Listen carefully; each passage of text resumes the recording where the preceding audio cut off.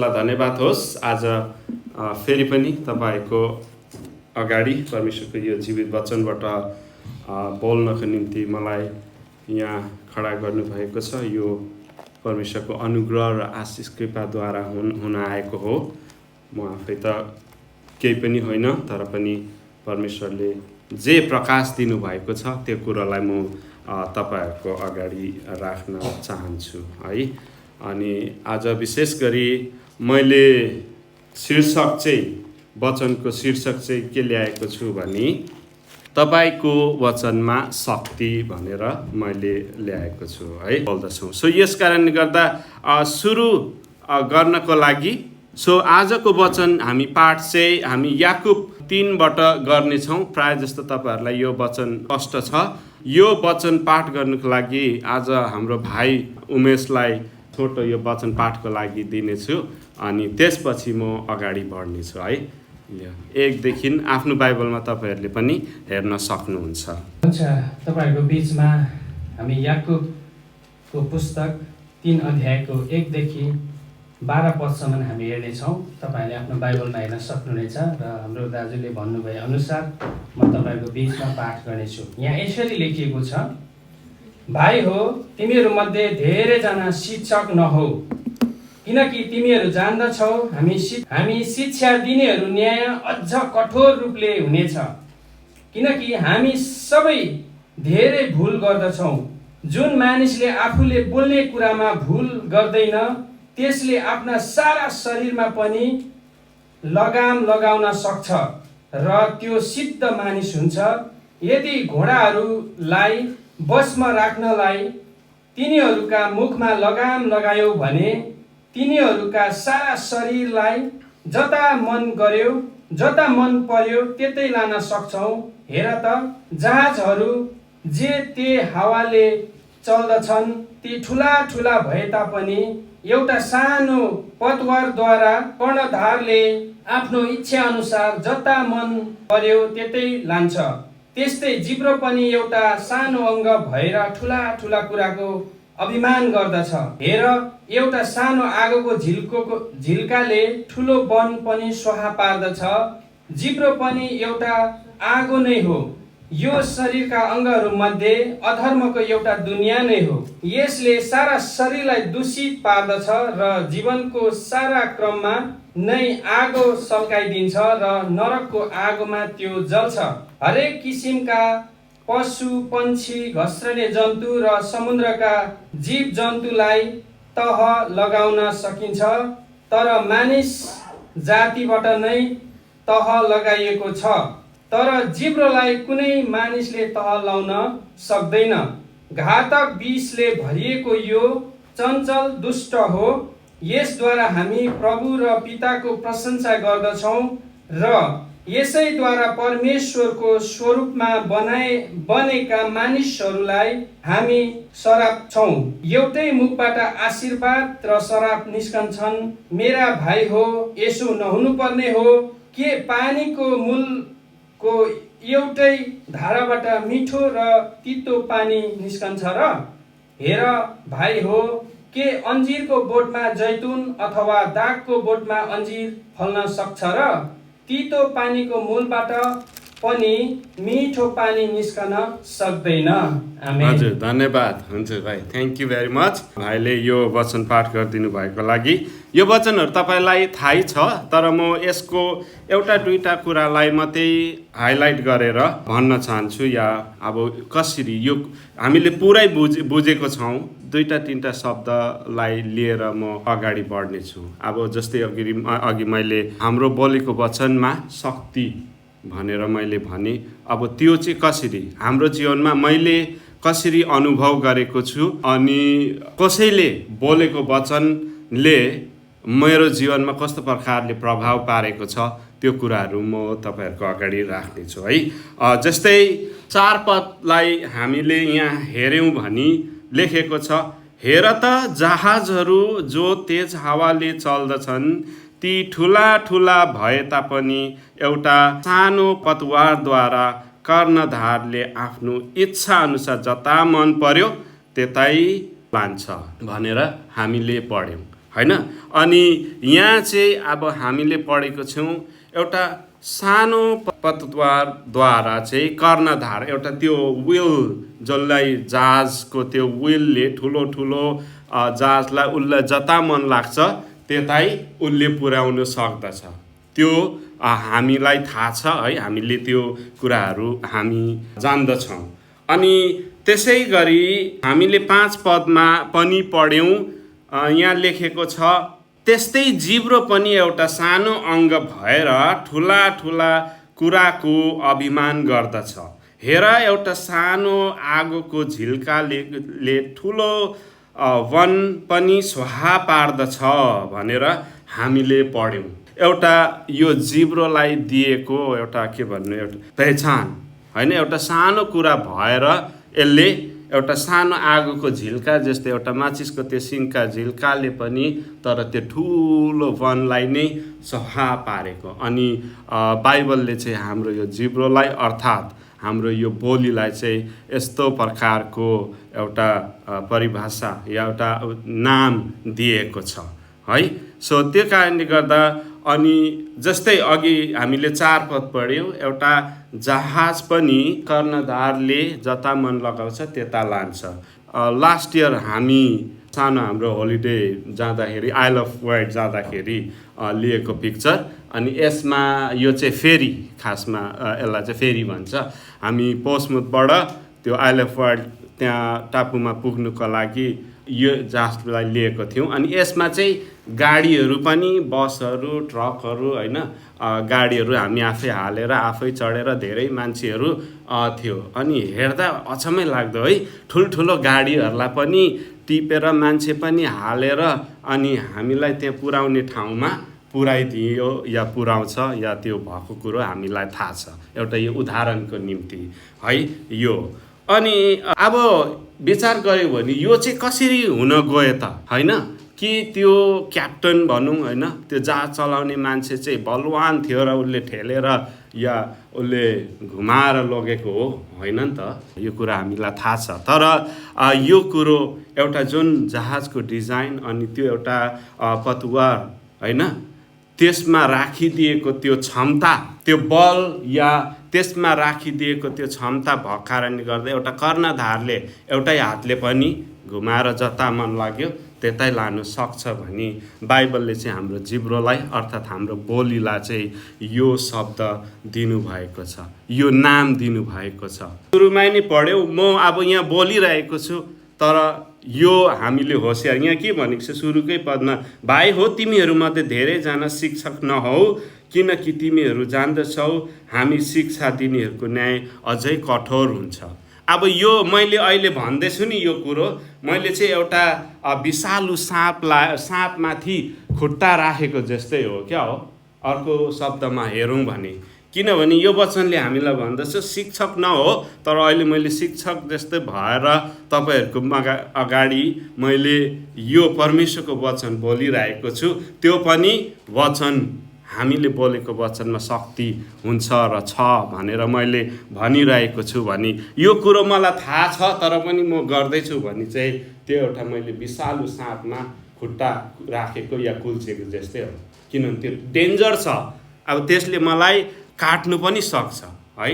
अनि त्यो कारणले गर्दा यो मेरो लागि पनि हो। मण्डलीले एउटा जुन अधिकार या जुन एउटा सेवाको काम दिनुभएको कारणले गर्दा आज अर्को कुरो मेरो कर्तव्य पनि बन्दछ, मण्डलीलाई मैले होसियार गराउनु पर्ने कुराहरू पनि हुन्छ है। त्यस कारणले गर्दा अब जसरी हामीले 5 पदमा हामीले पढ्यौँ नि एउटा अनुभव यहाँ, किनभने 5 पदले हामीलाई यहाँ भनेको छ त्यस्तै जिब्रो पनि एउटा सानो अङ्ग भएर ठुला ठुला कुराको अभिमान गर्दछ। हेर एउटा सानो आगोको झिल्काले ठुलो भन्ने स्वाहा पार्दछ भनेर। अब तपाईँहरूमध्ये कसैले यस्तो अनुभव गर्नुभएको छ कि तपाईँहरू कसैलाई केही भनिदिएको अनि त्यो कुरोले तपाईँहरूलाई कतिको प्रभाव पारेको छ? म तपाईँहरूसँग एउटा हामीले यो अनुभव गरेको कुरा, यो देशमा आएको थियौँ, म तपाईँहरूलाई एउटा सानो गवाही या भनौँ टेस्टिमोनी म सेयर गर्छु। जब यो देशमा आयौँ हामी मण्डली खोजिरहेको थियौँ अनि जुन ठाउँमा हामी बसेको थियौँ त्यहाँ चाहिँ एकजना मेरो बसको चाहिँ सिस्टर हुनुहुन्थ्यो अनि ऊ चाहिँ रोमन क्याथोलिक, त्यो घर नै रोमन क्याथोलिक चर्च थियो अनि त्यहाँ रोमन क्याथोलिकको चर्च उसले देखभाल हेर्थ्यो अनि हामी क्रिस्चियन हो, विश्वासी हो भनेर उनीहरूलाई थाहा थियो। अनि त्यसपछि यहाँ आएपछि हामीलाई पनि चर्च चाहिन्छ, हामीलाई चर्च चाहिन्छ भन्ने यो कुराहरू उनीहरूलाई थाहा थियो अनि उहाँहरूलाई हामीले भनेको थियो चर्च हामीलाई बताइदिनु भनेर। अनि उहाँहरूले एउटा चर्च हामी बसेको around 5 miles Henley on Thames भन्ने जग्गामा हेनली अन ब्याप्टिस्ट चर्च एउटा उहाँले बताइदिनु भयो अनि तिमीहरू त्यो चर्चमा जानु सक्छस् अनि गएर हेर कस्तो लाग्छ भनेर भन्नुभयो। अनि जा, तर त्यहाँ गएर तिमीहरूले पैसा या भेटी या दशांश दिनु पर्दैन तिमीहरूले, किनभने त्यो चर्च अलरेडी के छ, धनी छ, धेरै पैसा छ अनि थुप्रो मान्छेहरू छ, तिमीहरूलाई भेटी दशांश दिनु पर्दैन भनेर। अब जब हामी इन्डियामा दिल्लीमा थियौँ, जुन मण्डलीमा हामी हुर्किएको त्यो मण्डलीको शिक्षा र त्यो मण्डलीको अब र मैले जानेको कुरो हो भने चाहिँ मलाई चाहिँ हामीलाई चाहिँ के ज्ञान छ भने, के समझ छ भने जुन मण्डलीमा तिमीहरू जान्छौ त्यहाँ तिमीहरूको भेटी दशांश दिनुपर्छ, हुनुपर्छ त्यस मण्डली स्थानीय मण्डलीको, किनभने यो परमेश्वरको एउटा भाग हो, त्यो दिनुपर्छ भन्ने कुरो। तर जब यो विचार, यो एउटा शिक्षा मैले हाम्रो मण्डली उताबाट हामीले यो लिएर आयौँ अनि त्यो मण्डलीमा गएपछि जुन त्यो लेडीले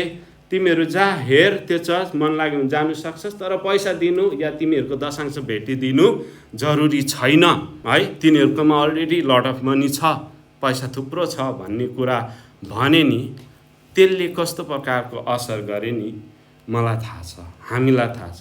अनि हामी त्यो मण्डलीमा जान थाल्यौँ, हामीले चाहे अनुसारको न्यू बोर्न चर्च होइन, राम्रो थियो। नेपालीहरूमा हामी मात्रै थियौँ त्यहाँ, लगभग 14 वर्ष हामीले त्यो चर्चमा बसेर सेवा गऱ्यौँ, सेवा लियौँ, सेवा दियौँ पनि।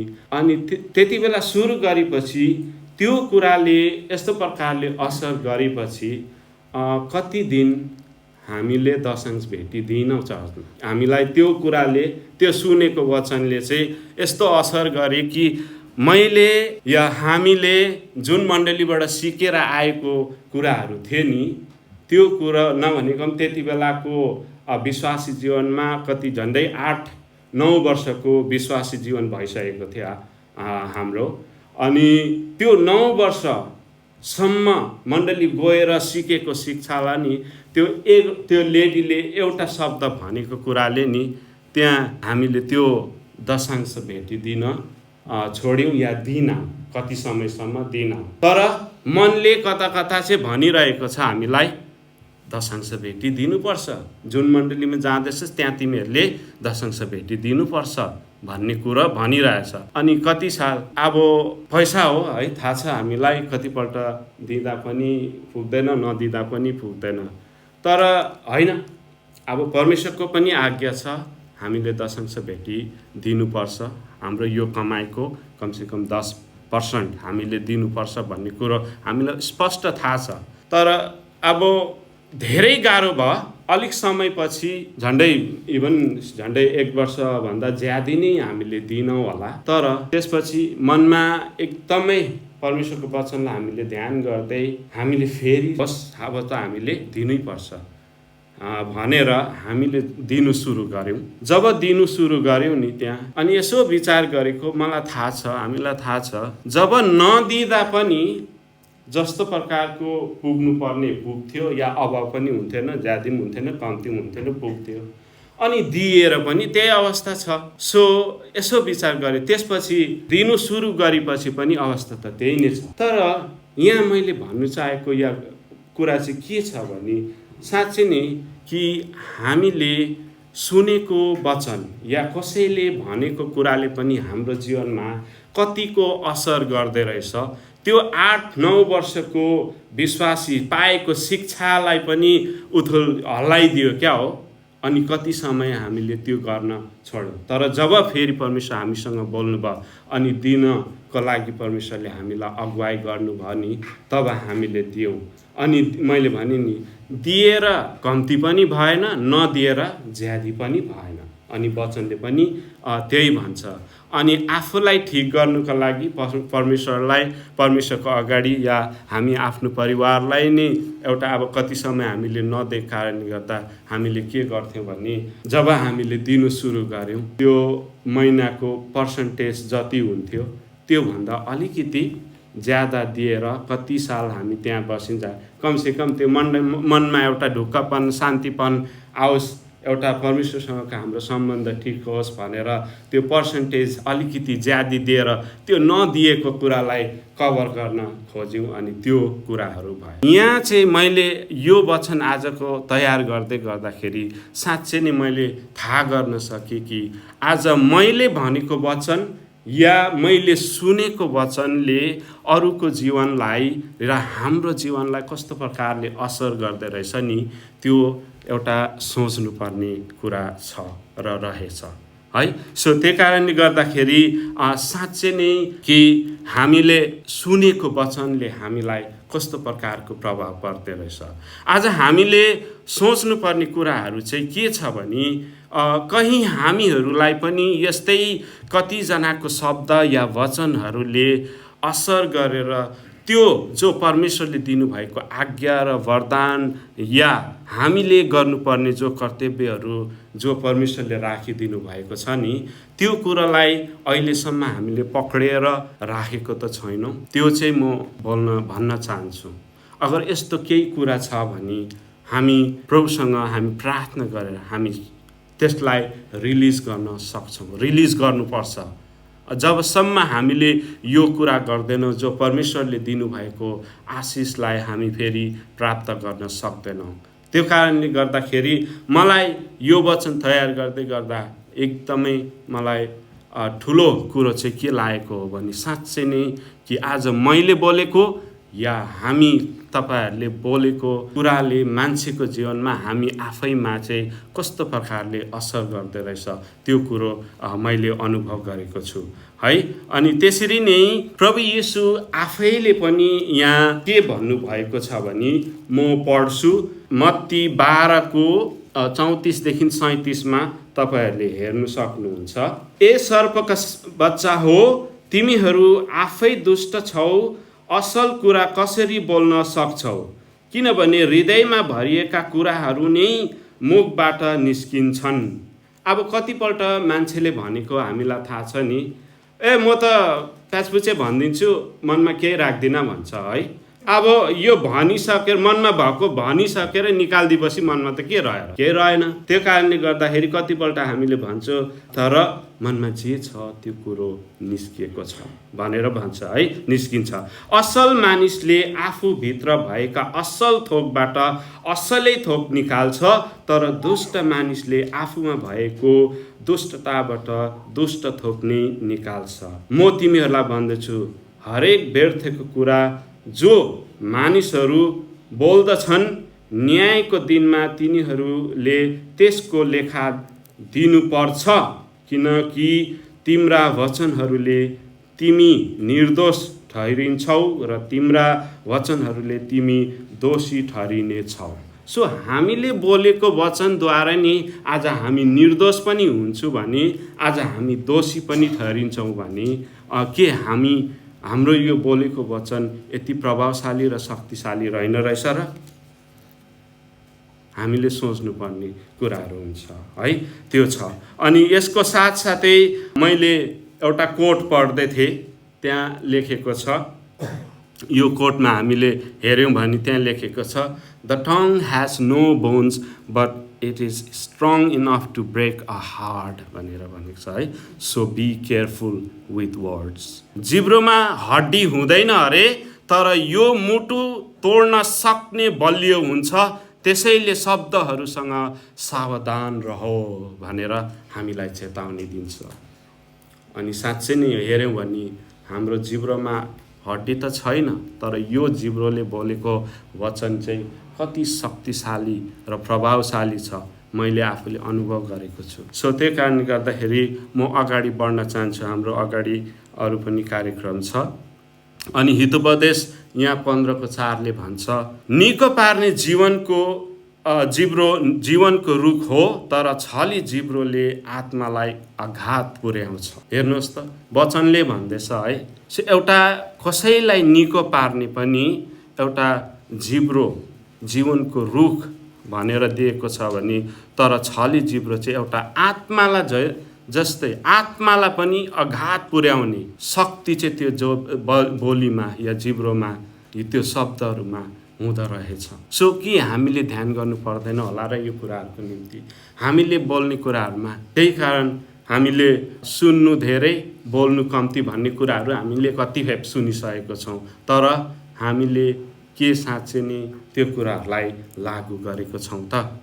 अनि त्यसरी नै यहाँ लेखेको छ, अब जस्तै यहाँ कसैलाई पनि एउटा सल्लाह दिएको छौँ भने कतिपल्ट हामीले एकअर्कालाई सल्लाह दिन्छौँ, कतिवटा कुराहरू गर्छौँ। त्यो सल्लाहहरूमा पनि के हामीले त्यो परमेश्वरको इच्छा अनुसारको सल्लाह हो या छ भनेर हामीले हेरविचार गरेको छौँ? त्यो पनि हामीले ध्यान गर्नुपर्ने हुन्छ। किनभने मैले दिएको त्यो सल्लाहले गर्दाखेरि हुनसक्छ कसैको जीवनमा त्यो एउटा सुधारको कुरा पनि हुनसक्छ, त्यो एउटा उसको जीवनलाई नष्ट गर्ने कुरा पनि हुनसक्छ। तर हामीले जे पनि सल्लाह या सुझाव हामीले एकअर्कालाई या कसैलाई हामीले दिँदैछ भने हामीले एकपल्ट विचार गर्नुपर्ने चाहिँ के हो भने, के त्यो परमेश्वरको इच्छा अनुसार हो भनेर है, त्यसलाई हामीले विचार गर्न सक्छौँ। अनि त्यसरी म अगाडि वचन पढ्दै कोट गर्दै जान्छु। सावधान, वचनले मानिसलाई तरवारले झै घोच्छ, तर बुद्धिमानको बोलीले निको पार्छ। हेर्नुहोस्, अब हामीले बुद्धिसँग बोलेको वचनले चाहिँ एउटा मान्छेलाई निको पार्ने एउटा औषधिको रूपमा काम गर्छ भने, तर हामीले बोलेको वचन त्यो एउटा निको पार्ने छैन भने आघात, हाम्रो आत्मालाई चाहिँ आघात पुर्याउने हुन्छ भन्ने कुरा हामीले बुझेको छौँ। अनि त्यसरी नै म अगाडि अझै पढ्दै जान्छु। यहाँ एफिसी 4:21 लिएर 29 लिएर 32 लेखेको कुराहरू छ। तपाईँहरूले आफ्नो वचनमा हेर्नु सक्नुहुन्छ, नोट लेख्नु सक्नुहुन्छ। तिमीहरूका मुखबाट कुवाक्य ननिस्क्योस्, तर समय सुहाउँदो र सुधार गर्ने मिठो वचन मात्र बोल्ने गर, जसबाट सुन्नेहरूलाई अनुग्रह मिलोस्। अनि परमेश्वरका पवित्र आत्मालाई दुखित नतुल्याऊ, जसमा उद्धारका दिनको निम्ति तिमीहरूमा छाप लगाएका छौ। हेर्नुहोस् त, हाम्रो मुखबाट कुवाक्क ननिस्कियोस् अरे, तर समय सुहाउँदो र सुधार गर्ने मिठो वचन बोल भनेर हामीलाई बाइबलले भन्छ। मिठो वचन। तर हामीले चाहिँ आज विशेष गरी हाम्रो नेपालीहरूको चाहिँ के हुन्छ भने बानी मजाकमै भनिदिनु पर्ने कुरा भनिदिन्छ क्या हो, हाँसी नै भनिदिन्छौँ कुराहरू, या जसलाई जे कुराहरू मन पर्छ।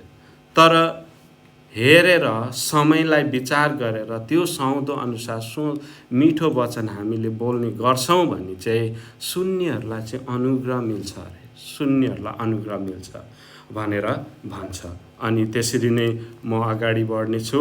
एफिसी 31 र 32 पनि यहाँ के भन्छ, सबै तितोपना, क्रोध र रिस, हल्ला र निन्दा, सबै किसिमका डाहा समेत तिमीहरूले त्यागिदेऊ, जसरी परमेश्वरले ख्रिस्टमा तिमीहरूलाई क्षमा गर्नुभयो, त्यसरी नै एउटाले अर्कालाई क्षमा गरेर तिमीहरू एक अर्काप्रति कोमल मनका र दयालु हौ भनेर यहाँ लेखेको छ।